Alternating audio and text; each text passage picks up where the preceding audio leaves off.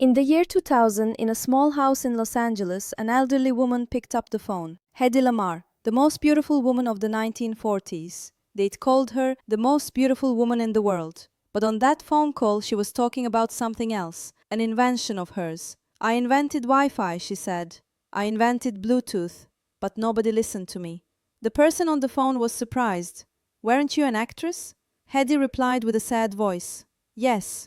And that was my greatest tragedy. Because Hedy Lamarr wasn't just a beautiful face, she was a genius. But Hollywood only saw her as decoration. And by the time the world learned of her brilliance, it was too late.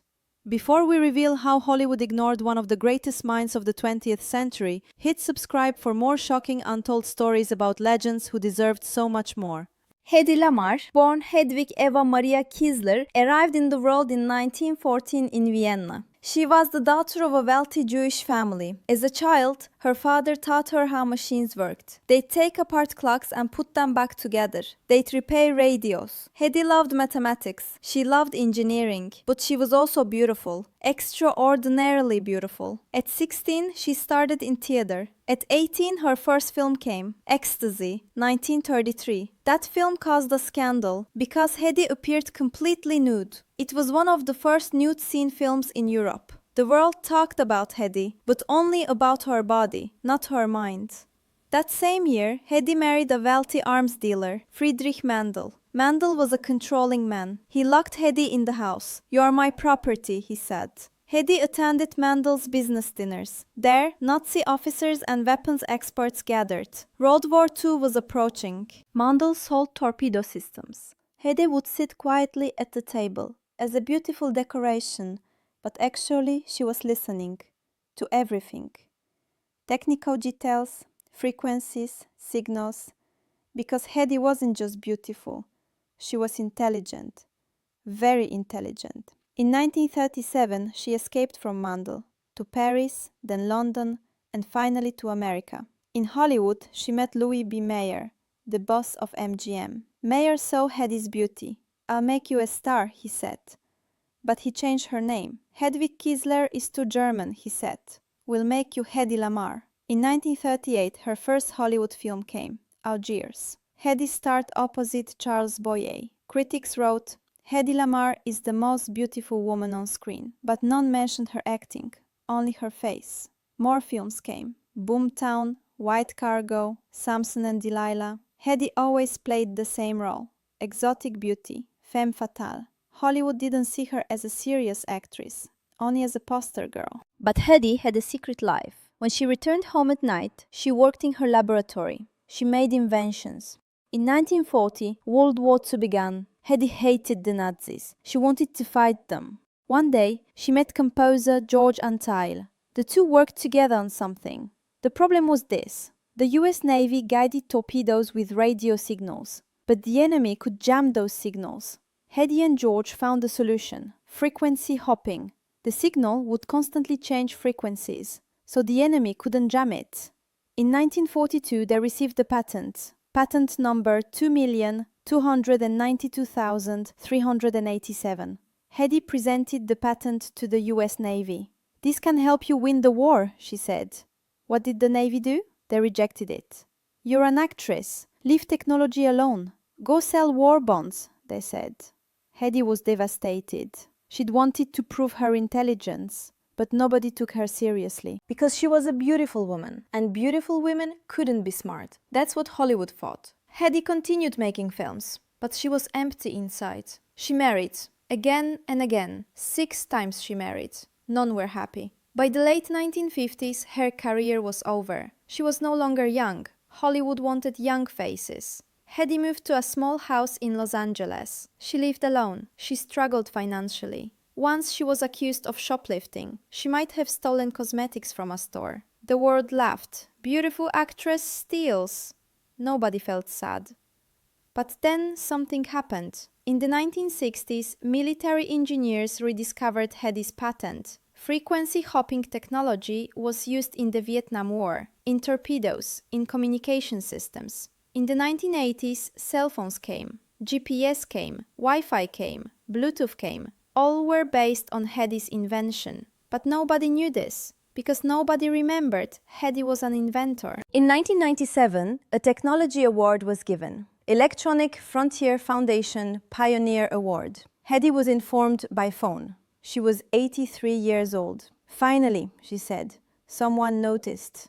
But it was too late. 50 years had passed. On January 19, 2000, Hedy Lamarr died. She was 85 years old, in her home in Florida, alone. Her funeral was small. A few family members, nobody from Hollywood came. After her death, the technology world began to honor Hedy. Google made a doodle, Hedy Lamarr, actress and inventor. Documentaries were made, Bombshell, the Hedy Lamarr story. And the world finally understood. Hedy Lamarr wasn't just a beautiful face. She was the mother of Wi-Fi, Bluetooth, GPS, the pioneer of modern wireless technology. But while she lived, nobody listened to her, because she was just a beautiful woman. The patent she and Antil filed was incredibly ahead of its time. Military experts who reviewed it decades later were stunned. This was technology that wouldn't be fully appreciated until the digital age. But in 1942, the Navy looked at a beautiful actress and couldn't see past her face. They couldn't imagine that the woman on movie posters could solve problems their own engineers struggled with. Friends who knew Hedy in her later years described the woman bitter about missed recognition. She'd watch young people use cell phones, connect to Wi-Fi, and know that her invention made it all possible. They have no idea, she'd say. The whole world uses what I created and nobody knows my name. One of her children later said, Mom was two people, the movie star everyone saw and the inventor nobody believed in. She spent her whole life trying to make people see the second one. Hedy tried multiple times to get recognition. She'd write letters to technology companies, to universities, to anyone who might listen. Most never responded. Those who did were polite but dismissive. That's interesting, Miss Lamarr. Thank you for sharing. As if she were a curious amateur, not the woman whose patent was literally changing the world. The shoplifting incident in 1966 became tabloid fodder. Headlines screamed about the fallen star, the beautiful woman reduced to petty theft. Nobody asked why. Nobody wondered if the woman who'd given her patent to the military for free might be struggling financially. Nobody connected the dots. She was arrested, humiliated, photographed. The mugshot of Hedy Lamarr became another Hollywood tragedy photo, another cautionary tale about beauty fading. But it should have been a different story. It should have been about how America failed to compensate a brilliant inventor, how the military used her technology for decades without acknowledgement, how Hollywood's obsession with beauty blinded everyone to genius. Years later, when asked about the incident, Hedy's voice was flat. They saw what they wanted to see, an aging actress stealing makeup, not a woman who'd given everything and gotten nothing back. In the 1990s, technology historians started uncovering the truth. They found the patent. They traced the development of spread-spectrum technology. They realized everything led back to patent 2,292,387. Lamarr and Antil. Suddenly, articles appeared. The actress who invented Wi-Fi, Hollywood's hidden genius.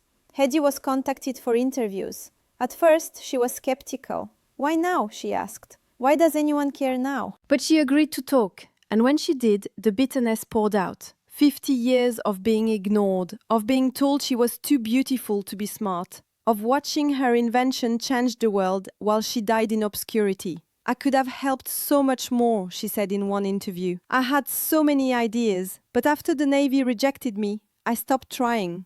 What was the point? The recognition finally came. Awards, honors, documentary filmmakers knocking on a door. But Hedy was in her 80s, living alone, her beauty long faded, her health failing. It's too late, she told a friend. I'm glad they finally know, but it's too late for me.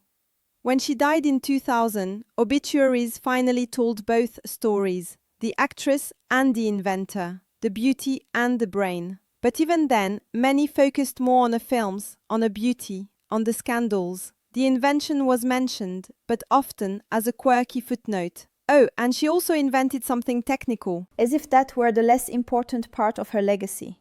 It took years more for the full truth to settle in, for people to understand that every time they used Wi-Fi, they were using Hedy Lamarr's genius. Tech companies started acknowledging her. Bluetooth Day celebrated her. Schools taught about her. But Hedy never saw most of it. She died before the world fully understood what she'd given them. Hedy Lamarr was called the most beautiful woman in the world. But she was so much more than that. She was a genius, an inventor, an engineer. She invented Wi-Fi. She invented Bluetooth. She laid the foundation for modern communication. But Hollywood only saw her as a poster girl. The Navy didn't take her seriously. Go sell war bonds, they said. Hedy lived 85 years. She died alone. And she never earned money from her inventions, because she gave the patent to the military for free.